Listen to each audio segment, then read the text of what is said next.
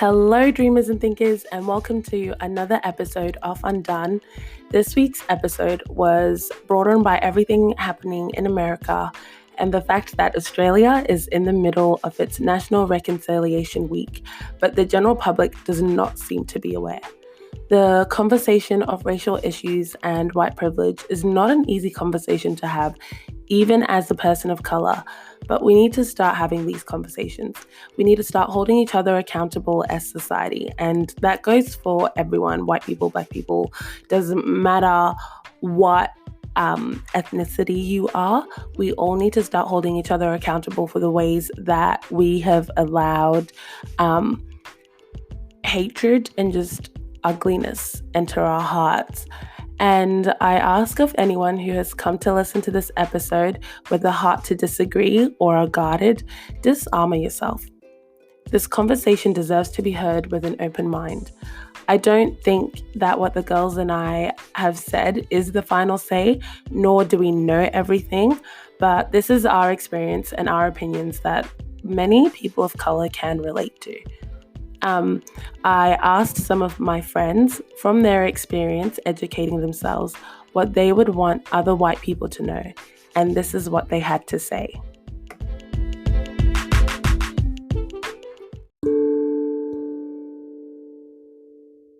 You have to understand that expecting marginalized people to disregard their own emotions to educate you on your white privilege is the epitome of entitlement.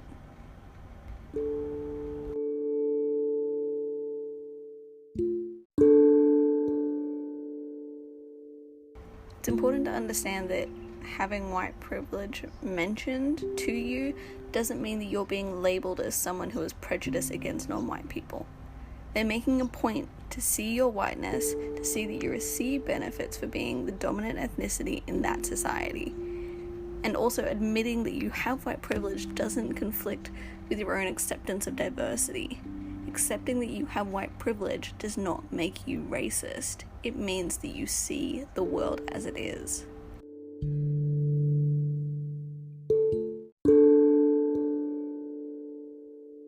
I think I want to start by saying I believe there is white privilege. 100% there is. But I think that's where racial reconciliation can actually begin. Until all people, white especially, acknowledge and recognize the bias, the advantage, the privilege, or to be completely honest, the freedom of being white, there will be no racial reconciliation. I think it's so important that as white people actually wake up to this reality that privilege exists. Whether it's subtle or obvious, it is evident within our society. And I think that's what we're currently living in. A society that lives according to the norm of ignorance and apathy. And for some, I don't think it's that easy. But for some white people, they'd rather just stay silent. I remember reading a quote from Martin Luther King Jr. once that said, "In the end, we will not remember the words of our enemies, but the silence of our friends." And I think that's what we fail to see in white privilege, is that these are our friends, these are our families, these are real people. And I think we won't see white privilege diminish or racial reconciliation occur in our lifetime until all of our friends speak. So if I was to say one thing to white people, it's time to speak up for our friends, our brothers and our sisters, our neighbours, heck, fellow humans, and actually make a change. And I think that's the first step. And that first step is actually acknowledgement that white privilege exists. To start off this episode, we all need to be on the same playing field, which means we all need to be working with the same definitions. So these are the definitions that I found on the internet. Racism is described or defined as prejudice, discrimination, or antagonism directed against someone of a different race based on the belief that one's own race is superior. And white privilege is described as inherent advantages possessed by a white person on the basis of their race in a society characterized by racial inequality and justice. Oof, the end of that one. On the basis of their race in a society characterized by racial inequality and injustice. Heavy. Yeah. I never realized that actually, well, I think I had that plays such a big part, that your society has to be characterized by racial inequality and injustice, which most countries are because colonization. Anyway, okay, so the first topic we're going to discuss is white privilege. Ladies, your thoughts? This is yeah. I think a lot of people, or rather our white counterparts, feel like whenever we mention white privilege, it's an individualized attack. Yeah. Whereas, like, I think it's just more of into the fact that our skin color is different, and you are afforded certain luxuries that I am not, and it's more of an acknowledgement as opposed to an attack for those things. Yeah. White privilege is also not saying that you have white privilege doesn't mean that you're also not marginalized for other things. You could be marginalized because you're a woman. You could be marginalized because of what you do or where you come from, or your sexual orientation, your sexual orientation, your religious beliefs, exactly. Yeah. And so I think a lot of the time, because it's such a touchy topic, everyone's like, no, like I'm not privileged, because it seems like that's the only thing you are, or the only thing I see when I see you. Yeah. So I guess what would be some examples where if someone was to be like, give me examples of what is white privilege, what would you say?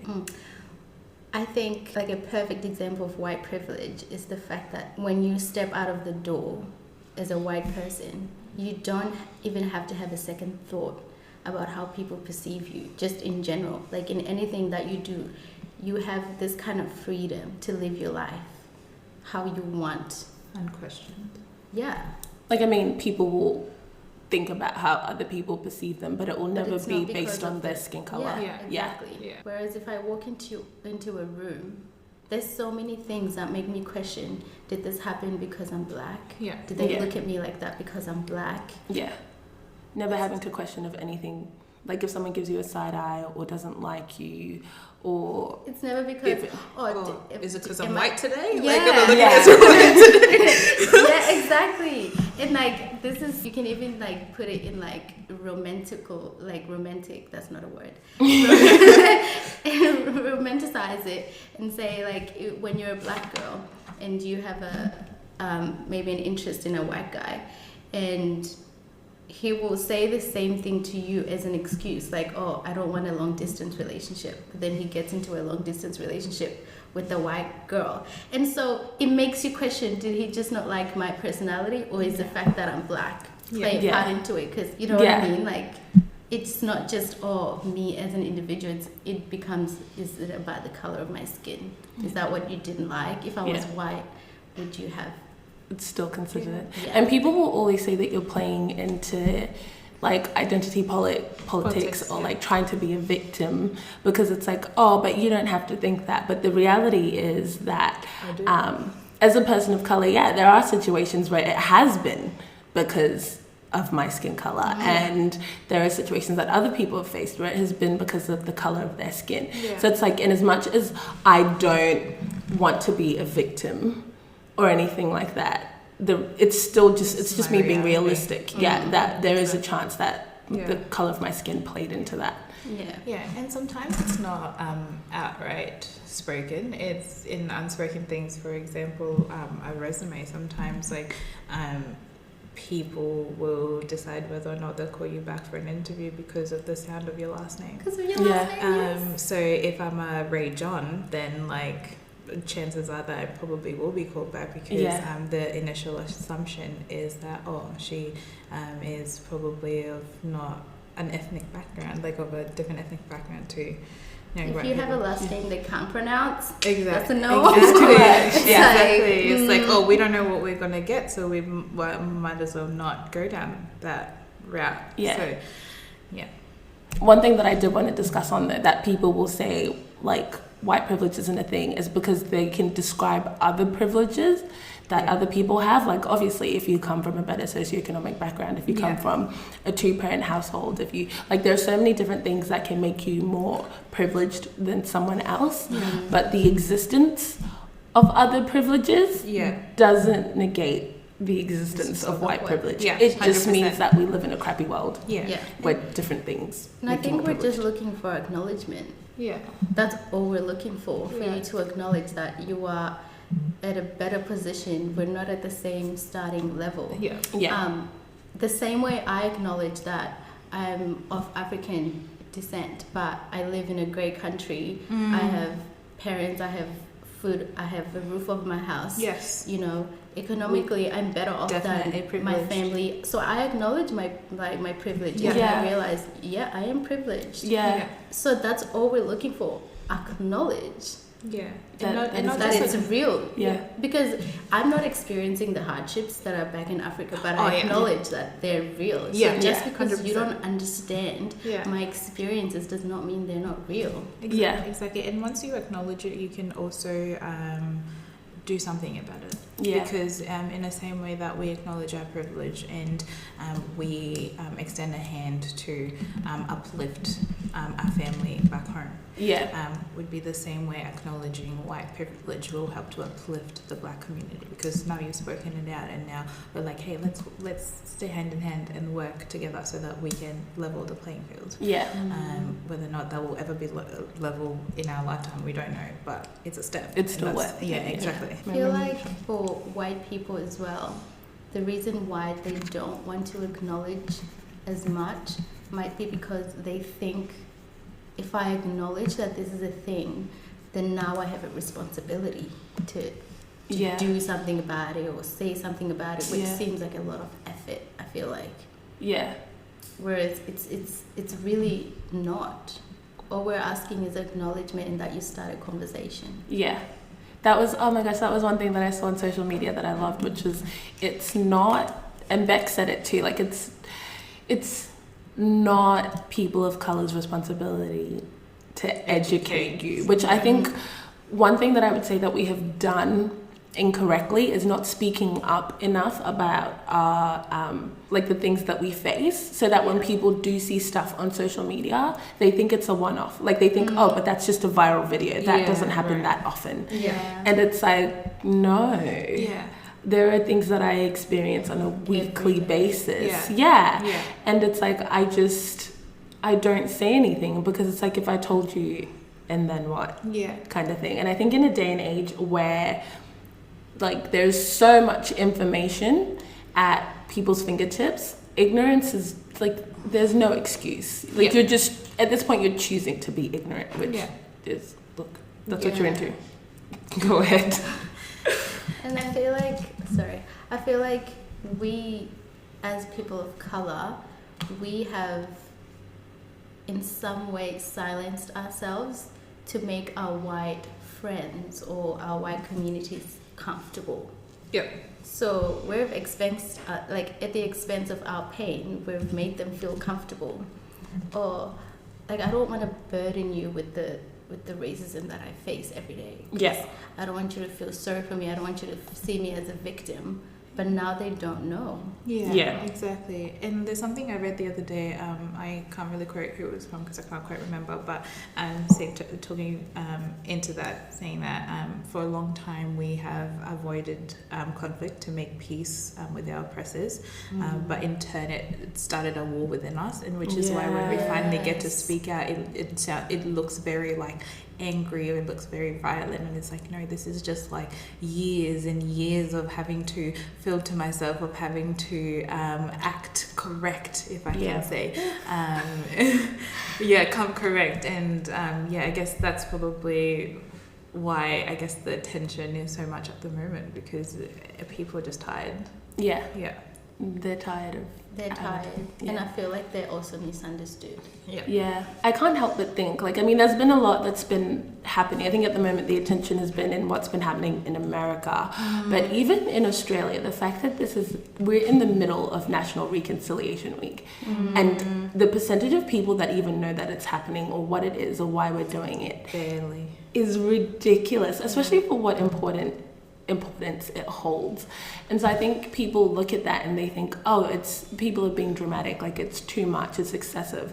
But I can't help but wonder if this is what it was like back in Martin Luther King Jr.'s day, or back when Nelson Mandela was fighting. Like, these are the people who at the time people would have been like, oh, that's dramatic, that's too much, that's excessive force. But it's like, how long was everything building up? Exactly. Yeah, and I honestly think we're on a brink of revolution. As crazy as it looks, as heartbreaking as it is, I think that we're getting there, and we're gonna see results. Yeah. Another thing that I wanted to touch on with white privilege that I was actually talking to Auntie Cora about yesterday, is that white privilege is being represented in the media and in basically everything. And that's something that people don't realize. Like, for example, when you want to buy something nude, what color is that? Who's White people's nude is not my nude. Exactly. Whose skin color is that? Yeah. Like, what? Like, that doesn't relate to me Where is at the reference point? Exactly. She goes, if I want to go buy a bra, there's black, there's grey, there's white, there's nude. Who's nude? She goes, a couple years back, she actually went around to all the shops in Townsville and asked them if they had a black doll. And she said they didn't have black dolls. And she goes, I was like to them, okay, what am I supposed to do? Like, why don't you have a black doll? Yeah. And they'd be like, we just don't have a black doll. Yeah. And she was like, okay, so because this was an experience that she had with Yemu when she was younger. And so this was the one that she had brought up when she was having these conversations. And she was like, okay, so with these dolls that you have, they come with a brush, and when you brush them, the hair goes it brushes through. I don't brush my daughter's hair like natural hair doesn't brush like that. Yeah. So do you have a doll that has like curly hair? Do you have a doll that has an afro that comes with an afro comb and not a brush? So that when she's playing with the doll, it's realistic. It's like, oh, okay. And then when she goes to the mirror, she can see the same thing that she was seeing with the doll. Whereas if she's playing with one doll and then she goes to the mirror and sees a different image, she was like, automatically feels different. Yeah, she was like, there was not a single shop in town that had one. And then she said there's this one shop that actually took action and like bought some black dolls. And she was like, I went back and I bought them, not because I needed it, like bought a doll, not because I needed it, but because they actually did something about it. Yeah. And one of the people I follow on Instagram who's doing medicine in Poland or something like that, she was talking about how they were going through all the different symptoms or whatever, and she goes, if I have a patient of color, they're not gonna start to go pale. What does that look like? What am I looking for? Because you're gonna not see it or not be able to diagnose it because you're not used to working. Like your textbooks, the cases you were shown in class, all that kind of stuff. They were not that. So it's like if you're working with a person of color, they're not going pale, their lips aren't going blue. Like the rash is not pink. You wouldn't even know. Yeah, there are so many things where it's like what you have described in the textbooks and what presents are not the same thing because the skin color completely changes it. Yeah. And I hadn't realized that was a thing because our lecturer, shout out to Jeff, he had done so much work in the PNG community and stuff like that, when he presented stuff to us, because he was our microbiology lecturer, he was like, yeah, this is what it looked like here, this is what it looked like in black people, like this is what, they're not going to look the same, and you're missing. Yeah. That's so beautiful. And you even take it to like simple everyday things. I was just thinking about like, why did I have to learn to do my hair? Like my own hair. I can't just walk into a salon and be like, do my hair. They'll be like, I don't know what to do with that. What to do with your hair. I've never worked with this hair texture before. Yeah. And it's like, or why it will is be that the opposite, and it'll be they'll try and treat it the same as what they're used to, and it don't go together. It Going don't go together. to what you call it, makeup stores in like Maya and stuff. I feel like only recently has it gotten better, but Because even of then, Rihanna, Color matching. they all Yeah. realized there's a big market in the black community because Yeah. Rihanna introduced Fenty, and now everyone's like, "Oh, we've got shades too." I'm like, "No, you didn't. drugstore No, makeup. you didn't." Can we, like, the only brand at the moment that I know that does like darker shades of drugstore makeup is, I want to say it's Maybelline or something. Yeah, it's Maybelline. Yeah. Yep. We've got DB as well that's recently produced a few foundation shades, but it's a start. Yeah. And it's like that in itself is white privilege. That is a privilege that you can walk in and you can buy $10 foundation that your skin color has afforded you because you're what's represented. Yeah. And especially in a country like Australia where it's like, okay, so at the start of all these speeches and all these like shows and all that kind of stuff, you honor the traditional landowners, but Where's the representation? that's where it ends. Where is their representation and stuff like this? Like, I'm like, in Australia, you would think drugstore makeup would go to the deepest, darkest shade because the traditional owners of this land are black. Why is it that they stop at like 10, if that? I feel like the government or white people in general feel like, oh, if I say something about it, then it's like I've done enough. But no, put some action behind your words. Don't just say we acknowledge the people of this land, but then just leave them. Like, it doesn't end there. Acknowledge, put some action behind your acknowledgement. Yeah, that just reminded me of a video that I watched the past couple of days of this boy trying to explain to his brother. So he grabbed an empty can of soft drink, got it to crush it, stomp on it, talk bad at it, and then throw it on the ground. And then he got it to pick it up and was like, oh, say sorry to it. He says sorry, and then he goes, did that, put the can back together. And it was just such a good visual representation of how sorry is a step, but it's not enough. It's in the daily action. Dr. Anita also alluded to it as well, like action is our love language. Like, don't just say sorry and leave it at that. Sure, repost, but like actually believe in what you're reposting. Go and educate yourself as to why there's a lot of go and educate yourself about all these things. Actually want to have an open conversation with me and actually want to learn, as opposed to just be like, oh, sorry. Like, that's not enough. Which is a big thing, which is like, I just think the conversations need to be had is for understanding. I was actually telling someone the other day that we're having this conversation, and I was like, the thing is, a lot of people want you to meet them on their ground. So it's like, you're in my country, you're on my level, like that's where it ends, and then they don't try to see it from the other point of view. So it's like, now you're looking at the things that I do through a Western lens, but it's like, that is not really who I am. You've like, already misunderstood me, right? By not trying to understand me. Like, and then also picking and choosing what aspects of someone's culture you're going to take, because like, okay, loving my food is not okay. Loving my braids is it's not enough. I apologize. It is okay, but it's not enough. I love the way y'all dance. Love my experience I love your as patterns. well. Y'all wearing the dashiki. Exactly. At dashiki wearers. We see y'all. Love your music. I just love everything about you. But I can't deal with that whole pain and history. Like, that's where I end. And I'm gonna divide you. I'm gonna divide who you are as a person. And maintain this power dynamic. Take what I love about your culture. But then the rest, that's got nothing to do with me.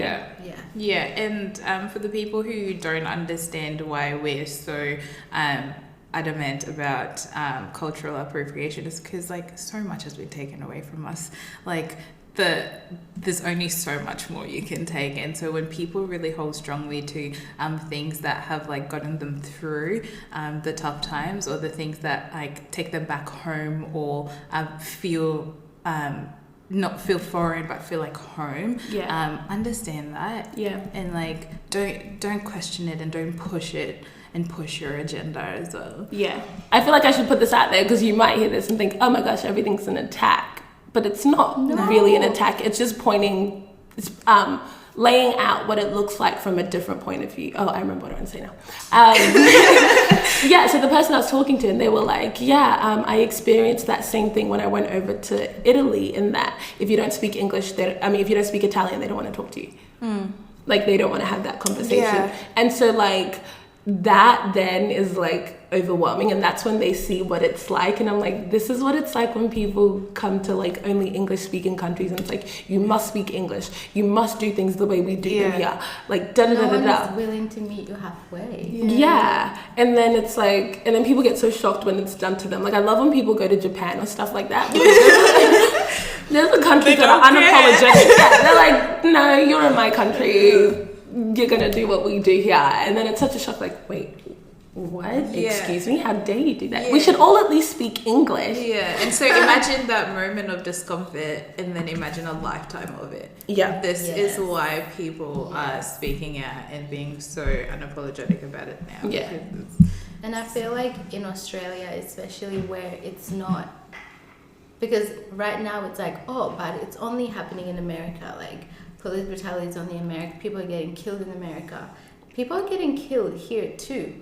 But even if we aren't getting killed, it's the emotional abuse. Yeah. It's our mental stability. It's every single day of having to navigate through life. Yeah. The underlying stuff that's in society that people Yeah. don't realize that they believe. Like, Yeah. there's people who like hold their breath a little bit or start to be extra cautious when they see a black person or an indigenous person or whatever the case may be. Yeah. It's another thing that I think plays into, that I wanted to say before, that plays into white privilege, is that you have the opportunity to write your own story. Like, no matter how you present yourself, people will always give you the opportunity to tell them who you are. Yeah. Whereas for me, no matter how I present myself, no matter how good my English is, no matter how educated I am, people have already written a narrative for me and they want me to fit into it. Like, you must have been some sad, like you went through some war-torn country and now you're here and you're doing better and you're looking after your family, you're doing so well. Yeah, you were Not starving everyone who in comes to Africa. Australia as an immigrant is a Honestly. refugee. Yeah. I feel like all they see when they see us is that image on TV where there's a fly on Yeah. it. Yeah. And That we're damn starving fly. and we're The malnutrition. UNICEF I'm like, abs. I had a good home. That's all. Like, Yeah. I was happy. It's just we've migrated. That's it. Yeah. Same thing as your family migrated here too. Like, Yeah. we all migrated here. Like, Yeah. I don't understand. It's just like, how are we different? Yeah. How are we so different that I'm less of a human because of the color of my skin? And it's like, people don't realize that that's how they're seeing it, but it's like, that is how you're seeing it. You hear what Martha just said and you think, that's a bit excessive, like, less of a human. That's not what people are thinking. But it's like, you were assuming that this person could be way more violent, way more unhinged, like they've had to try so much harder to be as educated as they are, or whatever the case may be. And it's like, wait, so what is your base level of like what you consider normal? Yeah. And then where have you put that person in regards to what your base level of normal is? Yeah. Like, A person of colour has had to work extra hard to get to the places that they are, then that shows that there is a gap. yeah. So we should acknowledge it. Yeah, then there's that too. That leads perfectly into what I wanted to say next. I think a big thing when people try and argue that there's no such thing as white privilege here in Australia is, I'm like, if there is no such thing as white privilege, can we just go take a look at the Closing the Gap like policy that the government made? Just look at the statistics. Yeah. If there is If there is no like gap of privilege, what are we closing? If you look at the statistics in that alone, outside of the work that they have like started doing and the work that they want to do, just by being Indigenous, your life expectancy is way lower. Your likelihood to finish education, all this different stuff, your health, like there's so many different things. And it's like, yes, the laws changed so that people, like Indigenous people, could be seen as people and respected as humans and on the same level. But there's so much more work that needs to be done to get them to the same level. Like, it's just starting on that base level of colonization and people being disregarded as less, and like slavery and people being killed, that already put a shift in the power dynamic. A change in law doesn't bring that shift back. And I think the biggest place where you can see that is South Africa, because it's like, yes, the laws have changed, but you still have people that lived through when apartheid South Africa was normal. They are still alive. You cannot tell me that that power dynamic has shifted just because law has changed and people are becoming more progressive. Like, it's still ingrained. There's still stuff that gets left and like residue that stays in culture. And I feel like they're like, we've changed the laws, you know, so now get over it, like stop moving on. But I'm like, you can't move on without healing. There's been hundreds and hundreds of years of oppression, being separated from your family, your mental health, generational, and then you change the law and you're like, it's been like 40 years, move on. Like, are you serious? And it's like, well, no. There's so much healing that needs to be done. You have literally damaged a race of people. You have taken them apart. You have destroyed them. You have killed them. And now you're just telling them, get over it and leave and like live happily in the same place with the people who oppressed you. That was what Dr. Anita, oh my gosh, guys, just need to type her into Google or into YouTube, like, honestly. But she was talking about how it needs to be a trauma response. So because she was talking to Christine Caine, who runs A21, which is a movement that abolishes slavery. So they get these girls out of sex trafficking and all that kind of stuff. And she was talking about how if you were to put them in a house, the girls that have just been rescued in a house that happened to have all male staff, which the house wouldn't, but it was just like an example. And the girl kept acting out or being scared or being violent towards the male staff. Those male staff wouldn't be angry and be like, oh, you need to get over it, like, you're safe now, like, obviously I'm here to help you, obviously I'm not going to hurt you, kind of thing. They wouldn't do that. They would understand that what she's just been through is a lot. She's going to have to heal from that. She's going to have to walk through that, and it's okay that right now things are a bit tense and she doesn't feel comfortable around me.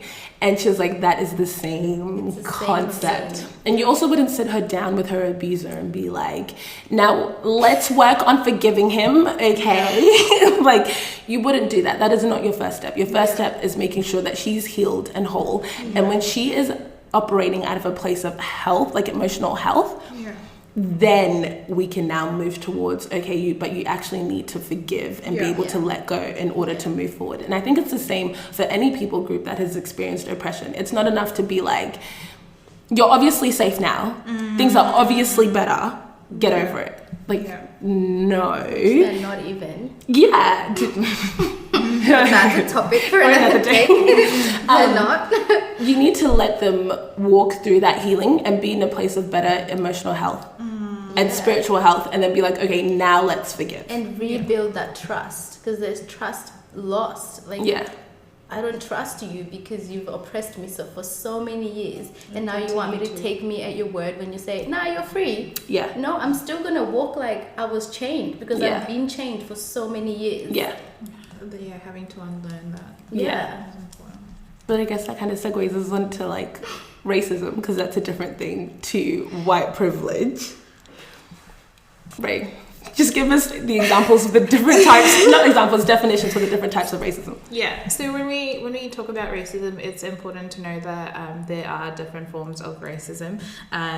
Just going to focus on two main ones. So we've got individual racism, which basically refers to the individual and individual's racist assumptions, beliefs, or behavior, as is a form of racial discrimination that stems from conscious, unconscious, or personal prejudice. Basically, the first thought that I see when I see a person of color, it could be individualized. And then we've got systemic racism, which includes the policies and practices entrenched in established institutions, which result in an exclusion or promotion of designated groups. It differs from overt discrimination in that no individual intent is necessary. So marginalization of an entire group as opposed to one individual in the group. Gotcha. That one was systemic. That was systemic. That's systemic, yeah. Yeah. Okay. So on that, this is another conversation that I recently had with someone, is that, like, for example, with the police killing, police brutality in America, is having to separate what is the individual act of racism and what is the systemic act of racism.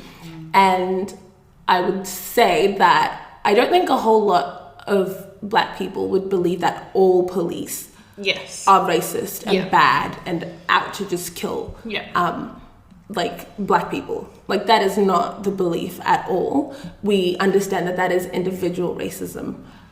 But the bigger problem is, what kind of systems do we have in place that these individuals are able to be hidden and thrive for so long that it takes like one misstep and something going viral for you to be found? Like, what are all the things that are happening that aren't found, that are undercover, that don't go viral? Yeah. And so in that, it's an issue of both. But then people are like, because when people of color bring up the conversation, they're bringing it up as systemic racism. A lot of people check out because they're like, well, no, it's not systemic racism, it's individual racism. And it's like, no, we're looking at it and we're saying, yes, that's individual racism, but the systems are the issue. They are what we need addressing. They are what we have been like complaining about for so long. Why are they not being addressed? That's right. Like, once the systems work in favor for everyone, then individualized racism can be broken down even further. And that's what the push is. A lot of people looking at these riots as like, oh, it was one man who lost his life, and rest in peace, George Floyd. But at the same time, like, it goes a lot more beyond that. Like, and you can't look at the looting as you can't justify it by the death of one man, but really it hasn't been one person. Like, it was there's been several people that have lost their lives because of it, because the system says that if you see a Black man, chances are he is on the wrong side of the law. And on that brings me into another thing, is that like social racism, which is the idea that is, well, societal racism, which is like the racist beliefs that we take on as a society. And we don't need to talk about them, but we all know them. Like, for example, I remember getting into a disagreement with one of my co-workers because her car had been stolen and she had just automatically assumed that it was some Indigenous people that had stolen her car.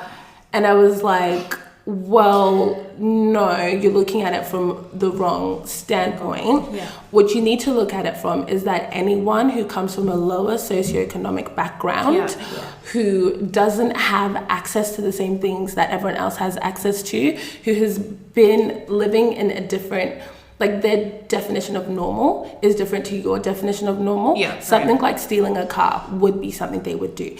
That doesn't necessarily mean it was an Indigenous person. There are white people here who are living in low socioeconomic backgrounds. There are Africans, there are Indians, there are Asians. Like, there's so many different people groups that come from low socioeconomic backgrounds. And so my argument with her was like, sure, if you were 100% sure that it was an Indigenous person, cool, whatever. I would also still probably argue that you shouldn't let this reinforce to you that Indigenous people are the ones who are perpetuating crime. That's not what it is. Because I was like, when you look at it, no matter what country you go to, the people who are creating crime are the ones who have less, who feel like they don't even have an opportunity to be able to attain more. And so that will not always be people of color, no matter what country you go to. And but so it's then like, it just so happens that the people we've put at a disadvantage are people of color. So it's like you didn't really set us up to win here. Because it's like, oh yeah, but then you are the ones who put us down there. So And it's funny What do you because if you expect? look at the countries where there is a smaller gap between the different socioeconomic groups, and there's That's less right. people in a lower socioeconomic group, Yeah. they don't feel the need to commit crimes Yeah. because they don't feel like they live in an unfair society. Like one of my Yeah. friends, my coworkers who is Swedish, like the way that their economy is set up, that they have super low crime, a great lifestyle, Yeah. and it's because people don't feel that there's a huge gap between upper class and lower class. Yeah. And then you take, look, I'm only going to speak of countries I know of. You take a country like South Africa where you've got your top 5%, and then you've got there is Yeah. no real The system. disparity is crazy. Yeah, the difference between the rich and the poor is huge. And you think, It's a lot of zeros.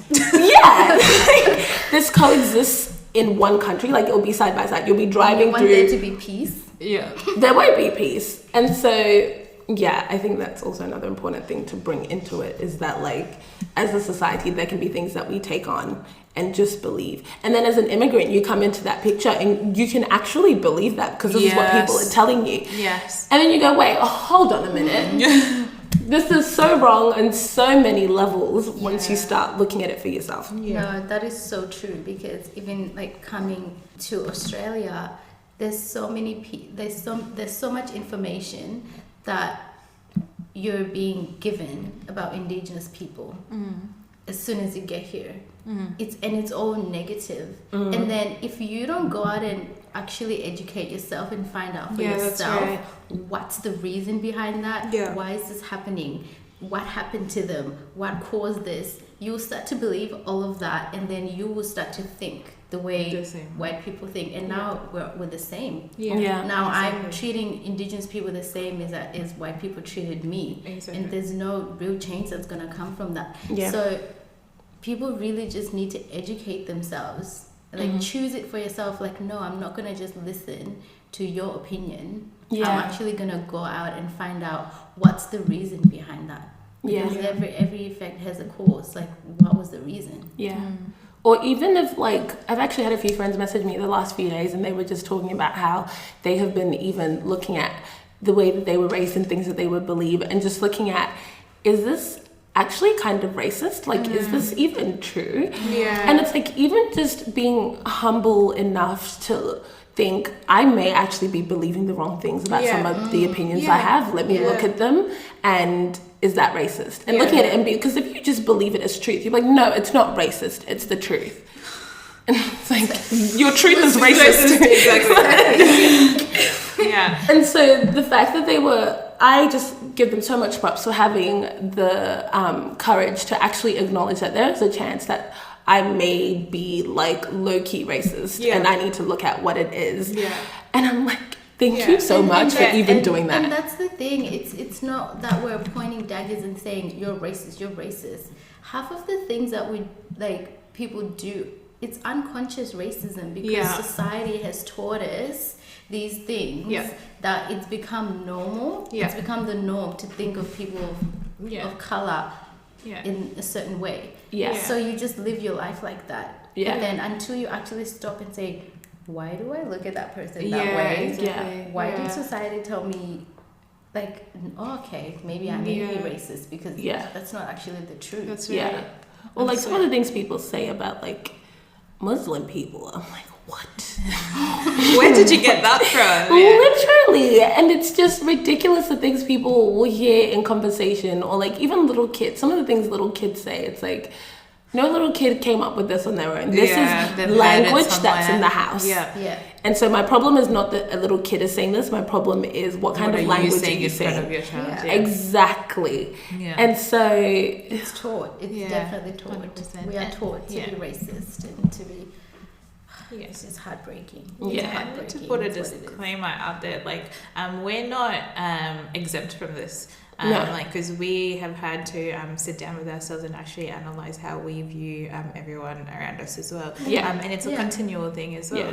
And it is true. Like, I probably have had my own prejudices against Indigenous people, and for that, I apologize, and I want to make sure that I don't see them in that negative light. yeah. And because at the end of the day, whether regardless of where we are, if we were to be unplugged and put into a country that is foreign to us, we're seeing the same.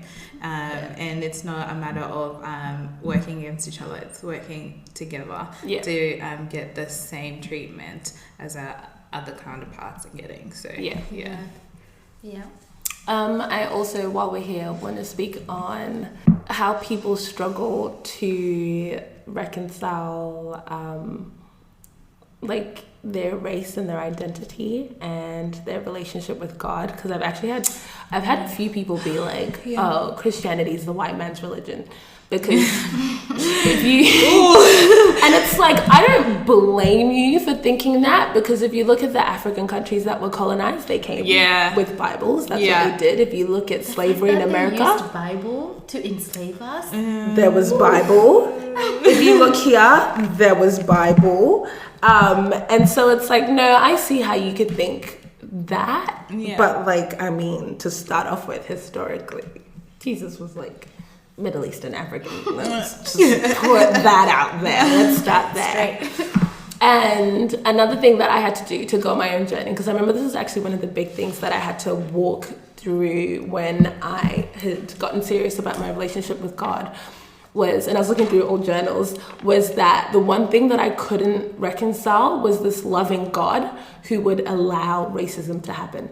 I was like, and you see, and at this point I could see the deep effects of how it just keeps going generationally, like, in as much as things can get better, they don't get better.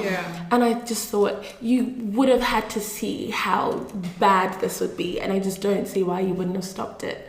And then on my studies, I realized that, first of all, racism was in the Bible. It just looked different. Like, if you look at the Egyptians and the Israelites, you look at Gentiles and Jews, like, that was in there.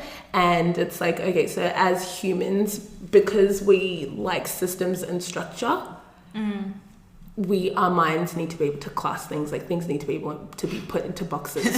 And naturally, that's just where our tendency goes. And it's like, okay, cool.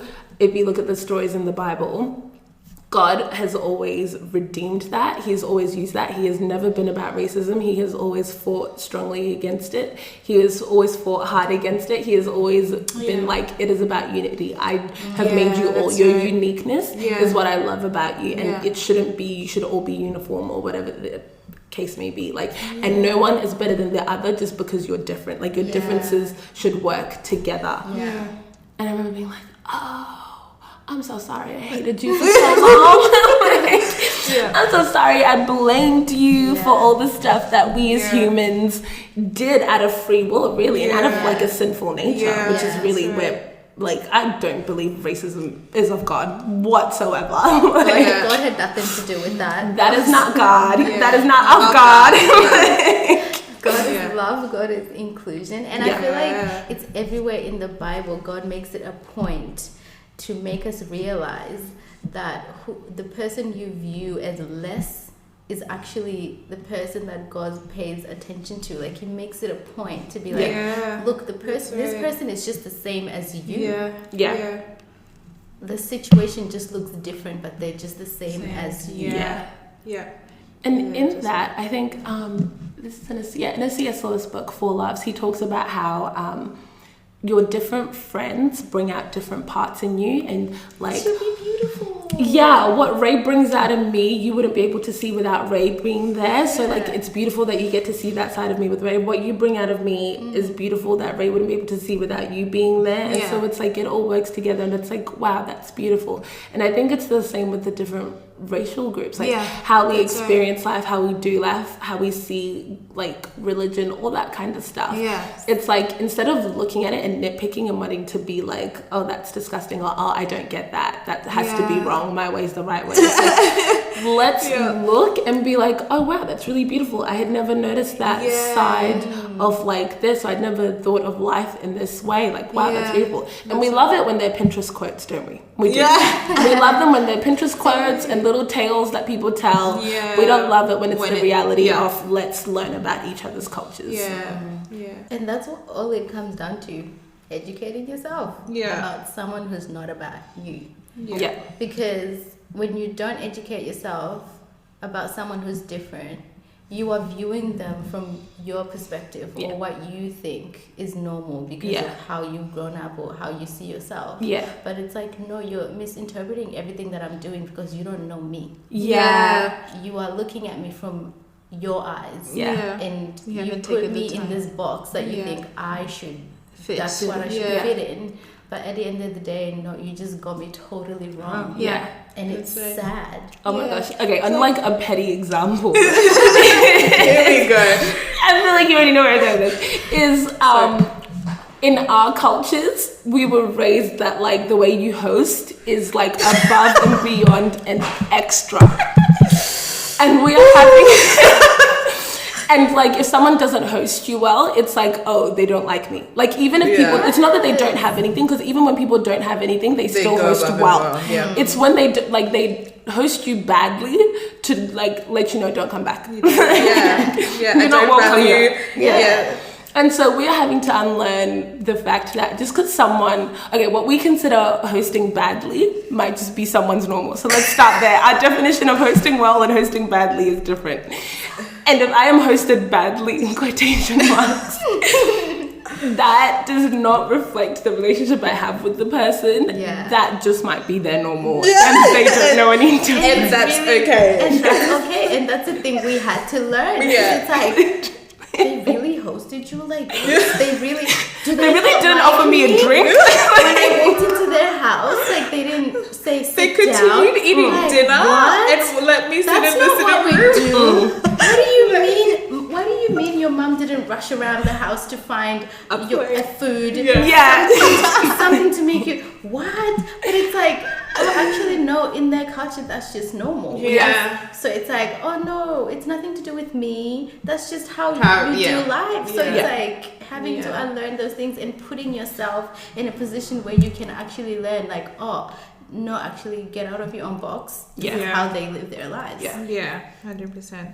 Back on God's view of racism and reconciliation and everything, I'd just like to put a disclaimer out there that yes, I love you, and yes, I see you in God's eyes, and all I want is unity. But at the same time, I still get to hold you accountable for what has been done in the past and what continues to happen. That doesn't say that I'm not loving you whilst doing that. Yeah, 'cause I think sometimes like we want to make it seem like, oh, that's not coming from a place of love, or like, oh, you're not correcting me with love. Like, no, I can love you and still be firm. Yeah.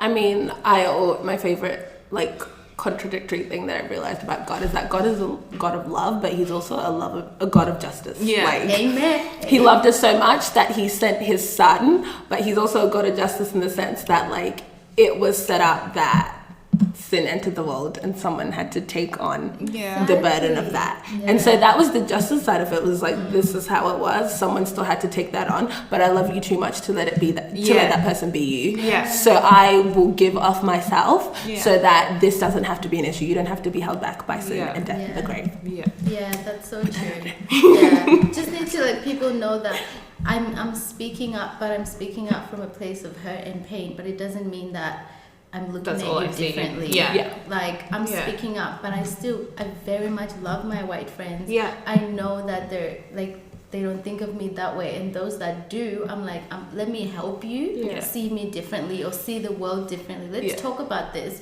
like, you know. But it doesn't mean that I love you less. Oh, and that's the 100%. thing that I find beautiful about our people anyway. Like, it's like we're just fighting for our lives. Yeah. We're petitioning for our lives.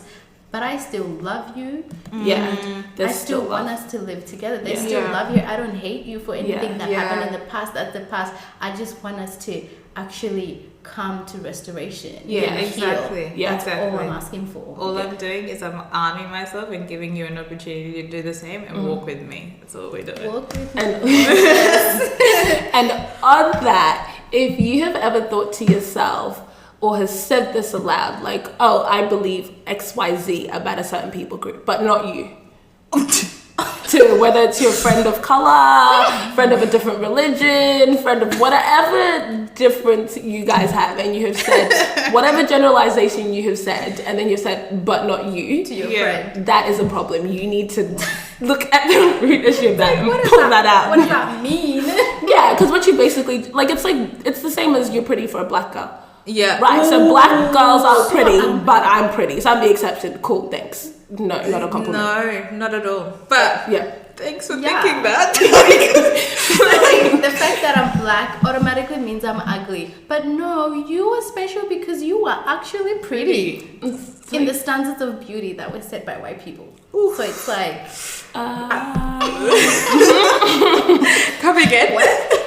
So yeah, just consider that. If you ever think generally about a certain group, but the one friend that you know that fits into that group doesn't, like, no, try again. Not yeah, them. man. Yeah, Try again. this goes on to travel. I think travel is such a big thing because it allows you to be uncomfortable in someone else's home territory. Yeah. And I love doing, like, and as much as I love doing, like, the basic stuff when I go traveling, I also love doing the stuff where I just get to see the culture, see the Yes. heritage, see the history, talk to the Yes. people, and just be like, what is your experience living in your own country? Like, Yeah. how do you see the world? How Yeah. do you see the Western world? What are Yeah. things that you see? Like, that makes such a world of difference because you realize my normal's not normal. Yeah, it's just mine. exactly. It's just how I see things. Like, I really have been really does. living in a bubble. And, Yeah. like, there's so much out there. It really does. And like when I'm going through my head now, I'm thinking about like my white friends who travel a lot. Yeah. And I'm like, they're so They different tend to to my be white more friends receptive, who yeah. have always lived in their country. Yeah. And have never gone anywhere. Yeah,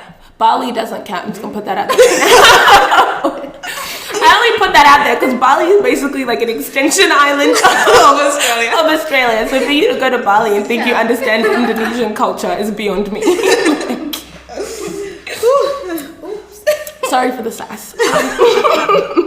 Okay, so I guess we've kind of spoken about stuff, but like, what personally? This is personal. This isn't like. This is not the This isn't manual. Bible. This is Yeah. this is literally. What are ways that we think can help in terms of moving forward in all people groups being able to understand each other and accept each other? Silence. I think I've been saying this in the recent weeks, like even with my white friends, where we've begun talking about everything that's been happening in the world.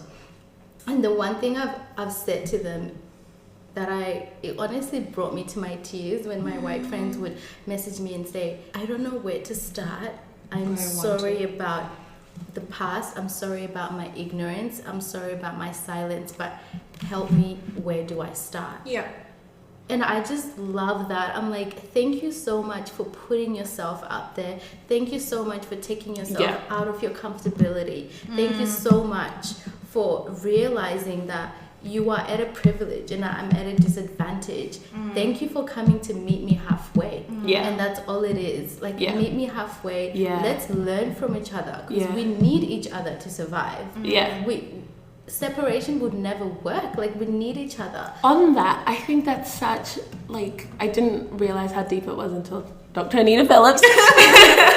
But how she spoke of how, like, even a common saying is, like, the idea of Ubuntu, like, Yes. I am because we are. Yeah. And so, like, I think as Africans, it's really easy for us to be like, no, we need each other. Like, that's what makes sense to me. My worldview has been built around community and this. Yeah. And it's like a lot of cultures, like Jats, she's Thai, same kind of concept. It's built around community. It's built around everyone is your mom, your auntie, your uncle, like that kind of thing. And so we can understand why we need each other and it shouldn't be a solo journey. Yeah. And then there are a lot of societies that are quite individualistic where it's like, no, I can do it alone. I can go by myself. And it's like, why do you need me to come to help with you? you? Like, Yeah. you can do it alone kind of thing. But it's like, no, that is where the unity starts, and just by holding hands and going on that walk. Yeah. Where the walk leads us is another Let's question. just take a journey Yeah. together. That's right. Let's take a journey together. Let's educate each other. Let's inform each other. Yeah. Yeah. And on that, my black people, it's easy to get tired of trying to help people understand. But this is not the time to grow complacent, that this is not the time to be like, oh, well, you do your own research. Like, even though it helps when people come with at least an educated standpoint. Yeah. We shouldn't throw daggers because you're like, bro, Yeah. like, where do I even begin? Yeah. Because the same way you're overwhelmed is probably the same way the person who's trying to educate themselves is overwhelmed as well. So be open to being a guide for that. Yeah.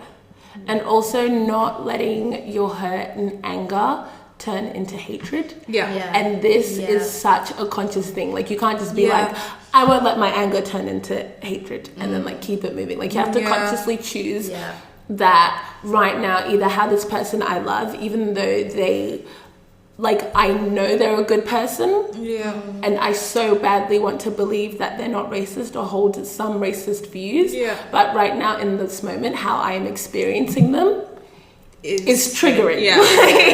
And that is okay to say, and you can even say that to the person, is that like, I 100% believe you are a good person and I love you, but right now I am not experiencing you in a way that is reaffirming all of those things. And so don't turn into a person that kind of like goes into a bubble and stays away from all white people because you're like, they all are bad, they all feed into the system, they all don't want to learn, they all like give them a chance and be like, oh, see, I knew it was just gonna turn like that. At the end of the day, people are always gonna disappoint. That's the thing we need to learn. Like, people they're human, they're always gonna disappoint. And personally for me, this is something that I constantly have to check myself on, because I am so passionate about this. Even my friends, like, literally Kudzai yesterday had to filter me because I was so enraged about everything, about some of the things that I saw white people saying about what was happening in America, and I was so enraged and I was so passionate, and because I'm so passionate and I'm hurting for my people, sometimes I think I needed to take a step back, breathe for an hour, think about it rationally, go to my friends and be like, yo, filter me, what I'm saying, right? Is it coming from a place of anger? Like, how can I say this better? Because I'm like, I am mad right now. I am so angry, but it's never come to a point where I'm like, I hate white people, all of them are so bad. It's always, but it's a journey where you have to 100%. Be like, look, I have to acknowledge that not all of them are bad. People are people, and honestly, the evil that is racism, that's what it is. It's just, it's some people who are possessed by that demon, but like, not everyone is like that, and then half of them are my friends, and so I need to learn to still love them, even though I'm hurting from their people, from what their people have done to my people.